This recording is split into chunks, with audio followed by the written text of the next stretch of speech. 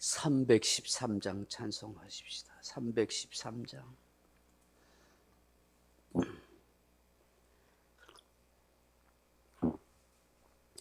찬송가 313장입니다. 내 임금 예수 내 주여, 이제이니 주님 앞에 한없는 은혜 받고서 내 생명 모두 드리오니 그 풍성하신 종을 주 내게 내려주소서. 내 임금 예수 내 주여, 내 허물은 덮으시고 주 십자가에 흘리시 그 피를 믿는 마음 보사 내 중한 죄를 사하여 참 평안한 맘 주소서. 내 임금 예수 내 주여, 주 은혜에 감격하여 한없는 감사 찬송을 내 주님 앞에 드리오며 내 마음과 정성 다하여 늘 기뻐하며 살리라. 내 임금 예수 내 주여, 이 마음과 이 천한 몸 그 법의 피로 값주고 주 친히 사신 것이오니 나 이제 사나 죽으나 주 뜻만 따라 살리라. 아멘. 하나님 말씀 사도행전 24장 12절로 27절 말씀까지 같이 읽겠습니다. 사도행전 25장 12절로 27절 말씀까지 같이 읽겠습니다. 사도행전 25장 12절로 27절입니다. 베스도가 배석자들과 상의하고 이르되 내가 가이사에게 상소하였으니 가이사에게 갈 것이라 하니라.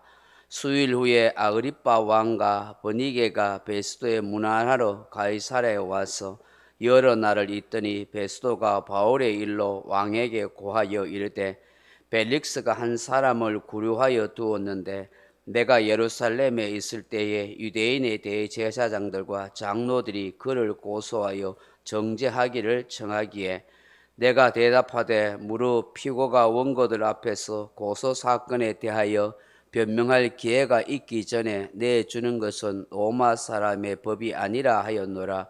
그러므로 그들이 나와 함께 여기 오매 내가 지체하지 아니하고 이튿날 재판 자리에 앉아 명하여 그 사람을 데려왔으나 원고들이 서서 내가 짐작하던 것 같은 악행의 혐의는 하나도 제시하지 아니하고 오직 자기들의 종교와 또는 예수라 하는 이가 죽은 것을 살아 있다고 바울이 주장하는 그 일에 관한 문제로 고발하는 것뿐이라. 내가 이 일에 대하여 어떻게 심리할는지 몰라서 바울에게 묻되 예루살렘에 올라가서 이 일에 신문을 받으려 하느냐 한즉 바울은 황제의 판결을 받도록 자기를 지켜주기를 호소하므로 내가 그를 가이사에게 보내기까지 지켜두라 명하였노라 하니 아그리빠가 베스도에게 이르되 나도 이 사람의 말을 듣고자 하노라. 베스도가 이르되 내일 들으시리이다 하더라. 이튿날 아그리빠가 분위기가 크게 위엄을 갖추고 와서 천부장들과 시중의 높은 사람들과 함께 접견 장소에 들어오고 베스도의 명으로 바울을 데려오니 베스도가 말하되 아그리빠 왕과 여기 같이 있는 여러분이여 당신들이 보는 이 사람은 유대의 모든 무리가 크게 외치되 살려두지 못할 사람이라고 하여 예루살렘에서와 여기서도 내게 청언하였으나 내가 살피건대 죽일 죄를 범한 일이 없다이다. 그러나 그로 황제에게 상소한 고로 보내기로 결정하였나이다. 그에 대하여 황제께 확실한 사실을 아랠 것이 없으므로 신문한 후 상소할 자료가 있을까 하여 당신들 앞 특히 아그리빠 왕 당신 앞에 그를 내세웠나이다. 그 제목도 밝히지 아니하고 제수를 보내는 것이 무리한 일인 줄 아나이다 하였더라. 아멘. 사랑하는 성도 여러분, 시편 2편 이하에 시편 2편 1절 이하에 이런 말씀이 있습니다. 어찌하여 이방 나라들이 분노하며 민족들이 헛된 일을 꾸미는가? 세상의 군왕들이 나서며 관원들이 서로 껴하여 여호와의 그의 기름 부음 받은 자를 대적하며 우리가 그들의 맨 것을 끊고 그의 결박을 벗어버리자 하는도다. 하늘에 계신 이가 웃으시며 주께서 그들을 비웃으시리로다. 그렇게 말씀합니다. 이 시편의 말씀은 메시아에 대한 예언의 말씀입니다. 세상 나라와 민족들과 군왕들과 관원들이 합세하여 기름 부음을 받은 메시아 예수 그리스도를 대적하고 박해할 것이다 라는 것을 말씀합니다. 메시아를 대하여 온갖 악을 행하고 박해할 때 하늘에 계신 하나님께서 그들을 향하여 비우실 것이다. 심판하실 것이다. 아무도 하나님의 뜻을 대적하거나 하나님의 일을 방해할 수 없다 하는 것이죠. 시편 3편 1절 이하에도 이런 말씀이 있습니다. 여호와여 나의 대적이 어찌 그리 많은지요.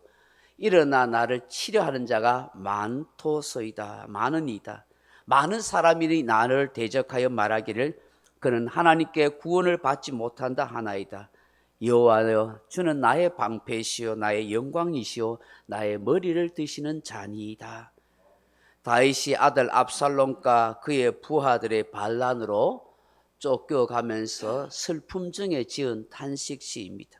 이 또한 메시아이신 예수님을 향한 수많은 대적자들에 대한 하나님의 구속의 역사를 기록하고 있는 예언의 말씀입니다.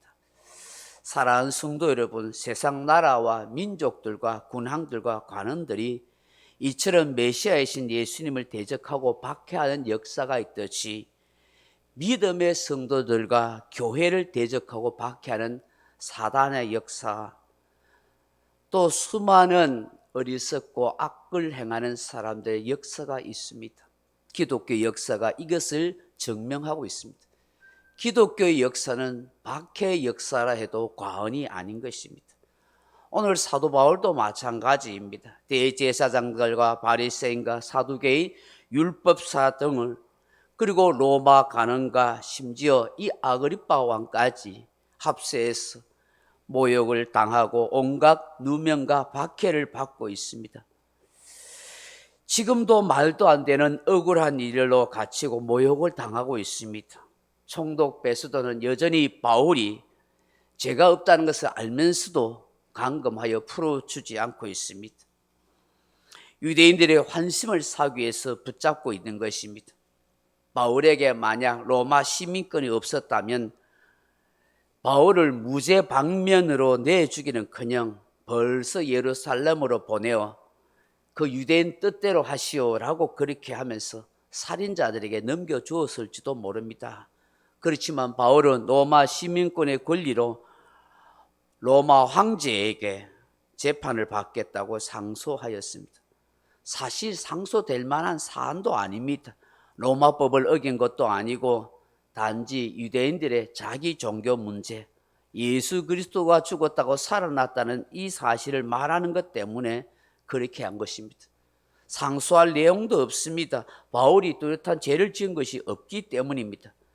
그러니 이런 상황에서 바울을 로마에 있는 황제에게 재판을 요청하게 된다면 아마도 로마 황제로부터 베스도 총독은 엄청나게 질책을 받을지 모릅니다. 그렇다고 로마 황제에게 재판을 받겠다고 하는 바울의 상소를 무시할 수도 없습니다. 로마법에 어긋나기 때문입니다. 이런 고민 중에 있던 이 베스도에게 마치 아그리빠 왕이 찾아옵니다. 이 아그리빠 왕은 당시 유대 지역을 다스리고 있던 헤롯 대왕의 정손자로서 헤롯 아그리빠 2세입니다. 갈릴리와 베레아 지방을 통치해가는 분봉왕이었습니다. 신임 총독 베스도에게 인사차 방문한 것 같습니다. 그때 로마 총독 베스도는 잘 되었다 싶습니다. 이제 갓 부임한 자신보다는 그래도 오랫동안 유대 지역을 다스리고 있고 유대 사회를 잘 알고 있다고 생각하는 이 아그리빠 왕에게 문의하게 되는 것입니다. 자초지정을 다 이야기하지요. 마침 아그리빠 왕도 이 소문을 들었던 것 같습니다. 그래서 궁금해서 그 바울의 말을 한번 들어보자, 그가 뭐라고 변호하는지 알아보자라고 그렇게 한 것입니다. 이렇게 하여 다음날 수많은 사람들이 배석한 가운데 이 총독 베스도와 아그리빠 왕이 함께 신문합니다. 그때 베스도가 이 바울에 대하여 장황하게 신문할 내용을 오늘 이야기하고 있습니다. 유대인의 일단의 무리들이 고발하고 살려두지 못할 자라고 합니다. 그런데 내가 아무리 살펴봐도 죽일 죄가 없습니다. 그리고 바울이 로마 황제에게 상소합니다. 이 바울이 지금 황제에게 상소하는데 상소할 거리가 되지 못합니다. 그래서 지금 신문한 후에 상소할 자료가 있을까 싶어서 아그리빠 왕에게 그렇게 지금 같이 이렇게 신문하고 있습니다 라고 그렇게 말합니다. 사실 사도 바울은 그야말로 통속에 들어가 있는 다람쥐 신세가 되었습니다. 수족관 속에 갇혀있는 돌고래의 모양입니다. 사람의 눈요깃감같이 그렇게 된 것입니다. 총독 베스도가 죄가 없는 사람이란 걸 뻔히 알면서 유대인의 한심을 살기 위해서 풀어주지 않고 또 아그리빠 왕 많은 사람들에게 호기심을 해소할 그런 재료거리로 바울을 세워놓고 있는 것입니다. 사도 바울이 이런 말을 합니다. 고린도전서 4장 11절 이하에 보면 바로 이 시각까지 우리가 줄이고 목마르며 헐벗고 매맞으며 정처가 없고 또 수고하여 친히 손으로 일을 하며 모욕을 당한 적 축복하고 박해를 받은 적 참고 비방을 받은 적 건면하니 우리가 지금까지 세상의 더러운 것과 만물의 찌꺼기가 되었도다. 어쩌면 우리 그리스도인은 세상 나라의 만물의 찌꺼기 같은 존재가 되는지 모릅니다. 이것이 그리스도의 삶이고 정체성인지 모릅니다. 세상 나라는 우리 교회와 그리스도인들을 환영하며 인정하며 그렇게 받아들이지 않습니다. 진정으로 하나님의 나라와 주의 뜻을 위해 살려간 사람, 생명 살리는 구원의 역사를 이루어가는 사람은 세상 만물로부터 세상 나라로부터 만물의 찌꺼기처럼 그렇게 취급받습니다. 많은 환난과 핍박과 고난과 모욕과 조롱을 받습니다. 이것이 십자가의 길입니다. 이것이 주님 걸어가신 그 길입니다. 그렇기에 바울이 그의 제자들에게 뭐라고 말합니까? 사도행전 14장 22절에 보면 제자들의 마음을 굳게 하여 이 믿음에 머물러 있으라 권하고 또 우리가 하나님의 나라에 들어가려면 많은 환난을 겪어야 할 것이니라. 예수님께서도 요한복음 16장 33절에 이렇게 말씀하지요. 너희가 환난을 당하라 담대하라 내가 세상을 이겼노라. 예수 그리스도를 믿는 성도들에게 환난이 없을 것이라고 말씀하지 않습니다. 고난이 없을 것이라고 말씀하지 않습니다. 십자가 없는 면류관 있지 않습니다. 구름 없는 맑은 하늘만 있을 것이라고 약속하지 않습니다. 가시밭길이 없는 탄탄대로만을 걸을 것이라고 약속하지 않습니다. 구름 많은 세상 속에서도 주님이 함께 하실 것이라고 약속합니다. 가시밭길 속에서도 주님이 동행하여 주실 것이라고 약속합니다. 그리스도의 삶의 길은 고난의 길입니다. 환난의 길입니다. 핍박의 길입니다. 십자가의 길입니다. 거기에 영광이 있습니다. 거기에 면류관이 있는 것입니다. 앞서 시편 기자가 고백한 것처럼 바울이 지금 당하고 있는 것처럼 세상 군왕들과 관원들과 수많은 사람들 앞에서 조롱과 멸시와 박해를 받고 있는 것입니다. 만물의 찌꺼기와 같은 신세가 되어 있습니다. 이것이 그리스도인이 가야 할 길입니다. 이것이 복음 전도자가 겪어야 할 시련이고 삶입니다. 오늘 저와 여러분이 날마다 마음을 낮추고 날마다 겸손해서 그리고 가야 할 그 삶의 길을, 그 십자가의 길을 생각해야 되는 것입니다. 왜 기독교가 그리스도인이 타락합니까? 세상의 행복과 세상의 만사형통과 세상에 잘되는 것만 꿈꾸기 때문인 것입니다. 내가 마음이 낮아지면 주님이 높아지시는 것입니다. 내가 주님 위해서 환난과 고난과 박해와 십자가 길을 걸어갈 때 주님이 위로하시고 주님이 도와주시는 역사가 있는 것입니다. 오늘 우리가 이것을 기억해야 하는 것입니다. 이 수에게 주시는 이 말씀을 묵상하면서 이렇게 기도하면 좋겠습니다. 주님, 매일 내 삶에서 어떤 수군거림과 모욕과 조롱이 있다 할지라도 참아낼 수 있는 능력과 믿음을 주소서. 주님, 하나님 나라에 들어가려면 많은 환난을 겪을 것이라 했는데 이것을 늘 기억하며 살게 하옵소서. 주님, 주님처럼 인내하고 이기고 승리한 것처럼 나 또한 참고 잘 견디고 승리해 갈 수 있는 복된 신앙인이 되게 하옵소서. 그렇게 기도하는 저와 여러분 되길 주님의 이름으로 축원합니다. 각자 기도하시다가 돌아가시기 바랍니다.